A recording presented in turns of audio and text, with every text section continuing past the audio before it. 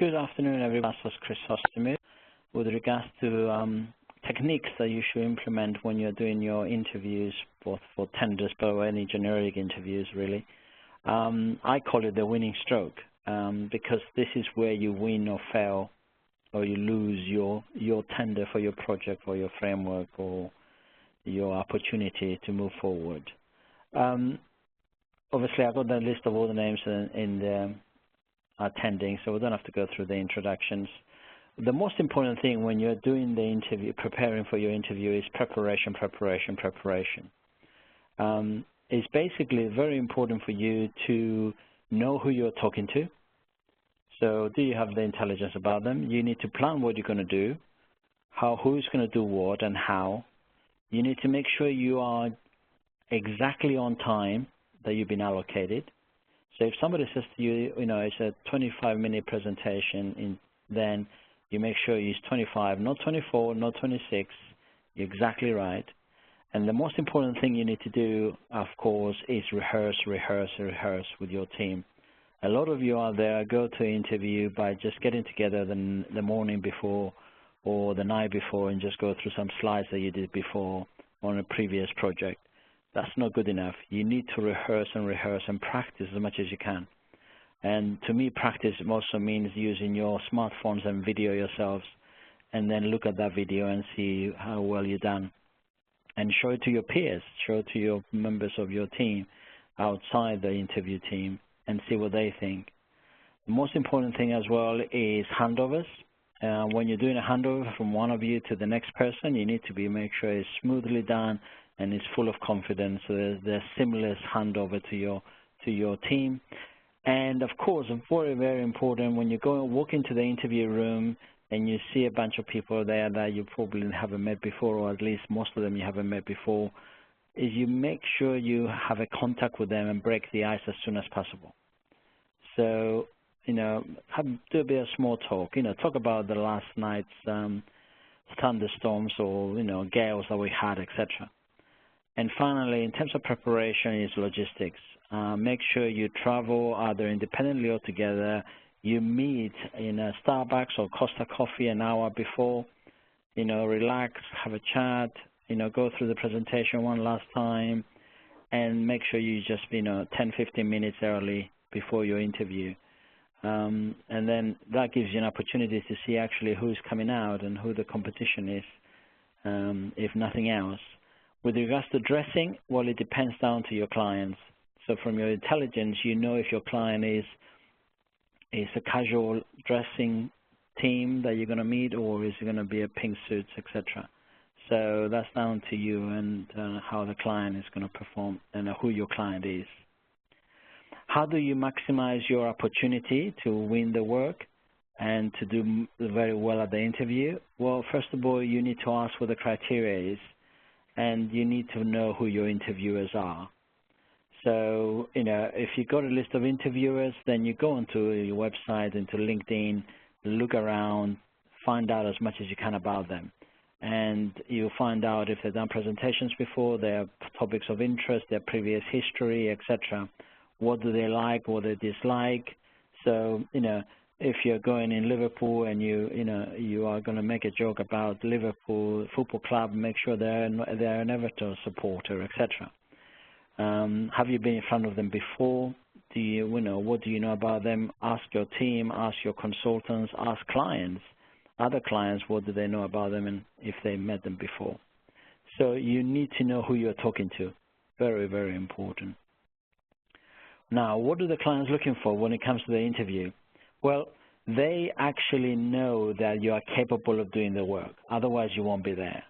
So it's not about the technical ability of your team. They know that. They assessed it already. Now they're looking for that winning stroke. They're looking something different. Joining the conference, leaving the conference. That will differentiate you from everybody else in the team. So they're looking for your winning stroke. So, you've got to think about, wait a minute, why did London win the Olympics? Why did Rio win the Olympics? What are the key issues that came out of those two assessments? And the two things that came out of there is that what are the values, what are the cultures, what are the ethos of the Olympic venues? Nothing to do with the structures, nothing to do with with the accessibility or infrastructure or communications or transportation. It's down to the winning stroke. And so therefore, what is your differentiator on the day? When you go to the interview, what is going to set you different from everybody else that you're competing with? And the best way to demonstrate that is to show you this graph. And the graph is basically an X and Y graph. On the X-axis is basically safeguarding against imitation. So down here, something can be easily be copied. Up here, something is impossible to copy. And then the Y-axis is competitive strength. Something in the bottom here gives you zero competitive advantage to your company. Somebody at the top here gives you maximal competitive advantage. Now, a lot of you, when you go to interviews and you're promoting yourself, a lot of you start by talking about products and services. You're talking about your projects you did already. You talk about that you can build a hospital, you can build a school, or you offer this kind of service or this kind of facility for your clients. That does not give you any competitive advantage, and it's very easy to copy. This is not your differentiator. Look around you, in your business, in your area you're working in. There might be 100 other contractors or consultants that offer exactly the same product, exactly the same kind of systems and services as you do. The next element that you always focus on is you tell them that you have all these nice processes. You got 14,001, you got 9,001, you got your charge register, you got a system that looks after customer satisfaction, etc. All these processes. Yes, you need them. You must have those processes, but that again, those processes can be copied by everybody else, and everybody else that you're going in competition with is going to be having those processes as well. The next element you talk about is your organization structure. You show them a nice pyramid or a nice hierarchy of your organization structure. Yeah, that's okay, but it's best to actually show them how you are a flat management structure, how that you are, people can come directly and talk to the managing director and to the construction director. How do you empower your people to actually work with you and your supply chain, demonstrate that. So it's beginning to demonstrate that you got the differentiation, but it's not the key issue. The key issues are the following three items. They are your suppliers and customers, your people, and your values and the way your people work together. So when you go to an interview, those are the three things in the priority I've just shown you. There are values first, people, and then suppliers and customers that you need to focus on, because they are your differentiation. They are your crown jewels. That's what's going to make or break your interview and your discussions, and that's what's going to make sure the client likes you and loves you and wants to bring you on board. So do you have the same values as your client you are presenting to? Are you taking the right people with you? Are you putting the right people on the team? And who are your supply chain, and where have you done this before? And how can you demonstrate that you added value when you've done it before with other customers? Cultural values. So what are the clients looking for? They're looking for you that you are empowering your people, both internal and external, both your own direct staff, but also your supply chain and your consultants, that you are prepared to share learning across everybody. You communicate openly with all parties. You demonstrate that you have the trust and integrity of no blame culture. And you need to show them evidence of that. It's no point just telling them you do that, but you need to show them evidence. And a good evidence of that is, do you have an investors in people? Do you do surveys of your staff? Can you demonstrate letters from your clients that you are open in terms of communication and in terms of sharing learning? Do you belong to a benchmarking club, or are you sharing best practices with your peers and your supply chain? How have you done in other frameworks or in other projects? Can you show your KPIs, etc.? So you need those evidence. And of course, what they're looking for is a committed leadership. So they're looking to see who is your leader. How focused are you on the client needs rather than your own business needs? You're not there to make, your main priority as a company is to look after the experiences that your customers have with you, rather than I'm looking to make a profit and all I'm interested is increasing my turnover. Are you focusing on your people? Are you raising the potential of your people? Are you developing them and training them, both internal staff but also external within the supply chain? And can you actually promote a clear vision to everybody out there? So can I look at your website? Can I see your tweets? Can I see your social media that actually drives that vision forward? And you can demonstrate it to me. And of course, your winning stroke. Are you enthusiastic? Are you vibrant and confident in your approach? How do you actually come across? You know, they're not looking for cheesy presentations and flashy presentations. They want the real thing. And the only way you can demonstrate that you have the real thing that is needed is to practice, practice, practice. Rehearse, rehearse, rehearse. Because the more you practice, the more confident you're going to be, and the more confident and viable you're going to be seen to by your customers, by your clients. Now, who attends and presents this? Well, definitely not by marketing or business development teams. You need to involve your whole team. So you need to involve every level of your management team and your project team that you're putting together. So you've got to have a director responsible who take the leadership. You've got to have the construction manager or the program manager. You need to look at your site managers. You know, some of you may, in the past have used your subcontractors. So, for example, if a lot of the project is all about mechanical electrical, why don't you take your mechanical electrical subcontractor with you to demonstrate your capabilities and to demonstrate the relationship that you have with your supply chain? And I don't joining the conference, leaving the conference. Very few people that actually done this. When is the last time you've taken a client to an interview for another client? For example, if you're doing a school program or a school project, why don't you take the headmistress of your last school that you finish with you?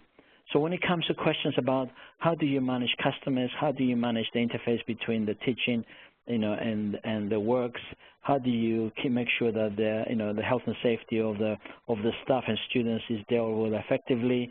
How do you communicate the program? Then you pass it on to another headmistress or another facilities manager from another school that will give all the answers to. Now, who do you think that interview client will believe? You, who's trying to, convince them that you're the right thing, or they're one of their peers? They will believe one of their peers. So make sure you do take clients with you. The clients love you to take them with them. Because if you win more with schoolwork, guess what? You're going to be actually adding more value back to the existing clients that you got already. But if you're going to take all this team there, to make sure they have something to say and they get involved. There's no point taking a site manager there who cannot do a presentation, you cannot, describe what he does on site, etc. You need to train them, coach them, and of course, by practicing, they become more confident. Joining the conference. They'll be able to work as well. Content and performance. Make sure that whenever you talk to them, when you're doing your presentation,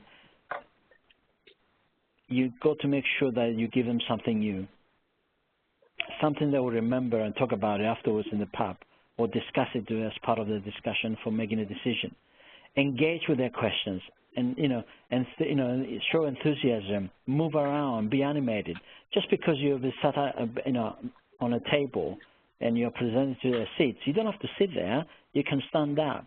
You can use eye contact, include your whole team when you're presenting. If you are doing a presentation and you got something to show about logistics, let's say on a project, get the logistics drawing out and put it on the table and get everybody around to talk about logistics.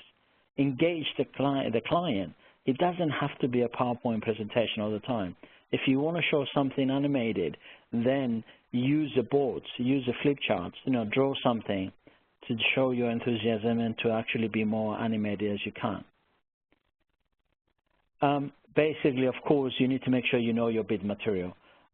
Whenever I sit on interview panels, the last thing I want to see is people reading their PowerPoint slides, or God forbid, they got a text on an A4 sheet of paper and they just recite whatever they have on that piece of paper. That's the worst thing you can do. You need to talk it from the heart. You need to talk it, and therefore the only way to do that is to make sure that you know that by heart. Yes, you might have a little card with bullet points on it, just to remind you. Even presidents and prime ministers have that, but not to read from an A4 sheet of paper. Talk it from the heart. And again, practicing enables you to do that. Add to it evidence, add to it stories, add innovations, show your capabilities, and share the confidence of your team. And then always finish with a positive message. Leave them with, a buzz that they will remember after you walk away. Be real. Demonstrate you can walk the talk. Share real experiences. The clients love them. Don't try to double guess what they are trying to, when they ask you a question, the answer. Be straight. Answer the question exactly as you want to answer it. They're not trying to catch you out. On the contrary, the questions are there to help you to promote some of the stuff that they would like you to do. So be real. Think of them as the guys that you want to be in a long-term relationship with, rather than the guys you're going to have a one-night stand with. So be yourself. Don't try to seduce them. It does not work. Clients will see through you that. When you're doing your interview, you need to make sure that your interview material and the whole process is around those 4 elements. They have to be visual, so you've got to have illustrations, diagrams, presentations. You need to get the key messages across verbally. You need to have some text on a handout or on a screen or on a flip chart, and you need to be animated. You need to tell a story. So because not all of us take on board material in the same way. For example, I take material on board on a visual and kinetic matter. When it comes to talking to me or reading text, I lose people after a while. But if I can kept interested by good illustrations and a good storytelling, then I will take the message on board. But different people have different ways of taking messages. So you need to be able to show that you're actually doing VARK on each one of your interviews. For God's sake, don't do this kind of slide. Yeah? Don't do PowerPoint, death by PowerPoint. So don't mix words and images. Keep it simple. Create a story. Don't use flashy colors. Keep it black and white or black and blue or white and blue or whatever. Please do not show them the number of slides, 6 out of 65. That would basically turn them off and make them fall asleep. Don't try to fly in slides. Be simple. Be to the point. 4 or 5 points on each slide. And if you're going to use slides, and use the right presentations. Now, once you finish your interview, obviously, the other thing you've got to do is make sure you learn from it. Because, it's not going to be the only interview you're ever going to do. So you learn from it from this project for other projects. So you go back after, once you finish your interview, you go back to the Starbucks and Costa and sit down and do a review of the interview immediately. Do a debriefing as soon as possible. I say keep notes. So what do I mean there? Well, if I'm talking, then I want one of my guys on my team to be looking at the panel and making notes of how they're reacting against what I'm saying. So if I say something bad and they're shaking their hands or they're not engaging with me because their arms are folding, then I know one of my team members will make a note of that. So I will learn that not to address those issues next time around. So, don't just sit there as part of the panel and just do nothing while your peers are talking. Make sure you take it on board and you are visualizing what the interview panel is doing, because that's going to be a powerful lesson learned for you in terms of moving that forward. So the most important thing when you're going for an interview, you need to demonstrate that the clients can trust you. You can be trusted. You are the right persons with the right values, the right culture, and the right team to do the work for them, which means not demonstrating that you can actually play as a team member and play against each other, but you demonstrate that your approach, your proposal, your team will actually ensure that everybody is a winner within that project. So you are demonstrating a trust that you can actually support each other. Because what happens on that slide, if one of those people there, the 4 kids let go, then all 4 of them will fall in the river. And the same thing about your project. If you are part of a team, You are there to generate value for everybody in the team, and you need to demonstrate that in the interview. So what are the powerful actions for you to do when you are doing interviews and preparing for an interview? Sell your team. You know, it's about team, not as individuals. Be real. Make sure they understand your values and your people. More importantly than your projects. Please, please, please don't show them pictures of lovely buildings, because that's not really what it's all about. It's about values, about people, it's about customers, about their experience in those buildings, not those buildings themselves. Talk it from the heart, no notes. Stand up and talk it as it is. And the only way to do that is to practice. So make sure you demonstrate that you want it, you believe in what you're saying, you listen and participate actively in the interview process and in the questions and answer session. You should demonstrate your enthusiasm, and you demonstrate that you want to win this project. This project is basically the thing that drives you forward to the next part of your business. That's it. That's the presentation. All the slides will be given to you by Leslie. Anybody has any questions?